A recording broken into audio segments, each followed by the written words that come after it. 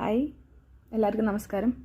അപ്പോൾ ഈ പെഹൽഗാമിൽ അറ്റാക്കൊക്കെ ഉണ്ടായതിൻ്റെ ശേഷമേ ചില പോസ്റ്റുകളെ താഴത്തൊക്കെ ഹിന്ദുക്കൾ മുസ്ലിങ്ങൾ എന്നൊക്കെ പറഞ്ഞിട്ട് ഒരു വേർതിരിവ് കാണിക്കുന്നത് കാണുന്നുണ്ടായി. അപ്പം ഞാൻ കാശ്മീരിൽ ഉധംപൂരിൽ ഞാൻ താമസിച്ചിട്ടുണ്ട് 2-2.5 വർഷം. അപ്പോൾ അതിൻ്റെ ഒരു ഇതിൽ എനിക്ക് ഇങ്ങനൊരു വീഡിയോ ചെയ്യണമെന്ന് തോന്നി. കാരണം എന്താണെന്ന് വെച്ച് കഴിഞ്ഞാൽ ഉധംപൂരിൽ യാതൊരു തര ഹിന്ദുക്കൾക്കുള്ള ഒരു എതിരായിട്ടൊരു വിരോധമോ ഒരു കാര്യങ്ങളൊന്നും ഞാൻ അവിടെ കണ്ടിട്ടില്ല. ഞാൻ എനിക്ക് അത്ഭുതം തോന്നിയ കാര്യം എന്താണെന്ന് വെച്ച് കഴിഞ്ഞാൽ നവരാത്രി തുടങ്ങിക്കഴിഞ്ഞാൽ ഉധംപൂർ ഒരു സ്ഥലത്തും നമുക്ക് നോൺ വെജ് കിട്ടില്ല. എന്നുവെച്ചാൽ മിക്കവാറും ഒരുവിധം എല്ലാ കടകളും മുസ്ലിങ്ങൾ നടത്തുന്ന കടകളാണ് ഉണ്ടാവുക.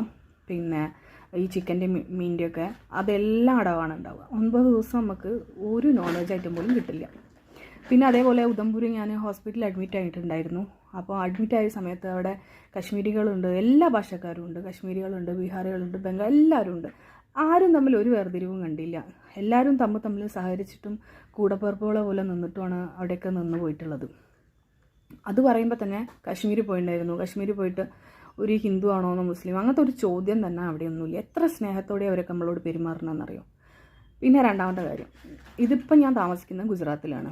ഞാനൊരു 3 വർഷമൊക്കെ അഹമ്മദാബാദിലുണ്ടായിരുന്നു. ഇപ്പം ഞങ്ങളുള്ളത് ജാംനഗറിലാണ്. അപ്പോൾ ഇവിടെയും ഇതേപോലെ തന്നെ ഈ നമ്മളെ എമ്പുരാൻ മൂവിയിലും പിന്നെ ഈ പേപ്പറുകളിലൊക്കെ കലാപം ഉണ്ടായിട്ടുണ്ടായിരിക്കാം. അത് ആ സാഹചര്യത്തിൻ്റെ പുറത്താണ്. അല്ലാതെ ഇവിടെ ഒരു ഹിന്ദുക്കൾക്ക് മുസ്ലിങ്ങളോടൊരു വിരോധമോ ഒരു എതിർപ്പോ ഹിന്ദുക്കളെ ആക്രമിക്കുന്ന സ്ഥലമോ അങ്ങനെ മുസ്ലിങ്ങളെ ആക്രമിക്കുന്ന സ്ഥലമോ ഒന്നുമല്ല ഇവിടെ വളരെ നമ്മളെ നാട്ടിലൊക്കെ ഉള്ള പോലെ തന്നെ അത്രയും യോജിപ്പോട് കൂടി താമസിക്കുന്ന ഒരു സ്ഥലമാണ്.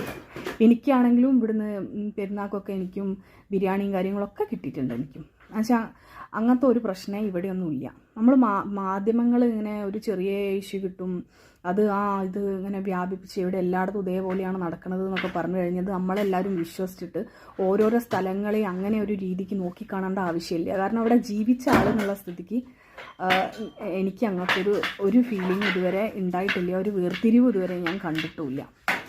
അപ്പം എല്ലാവരും സന്തോഷമായിട്ടിരിക്കുക.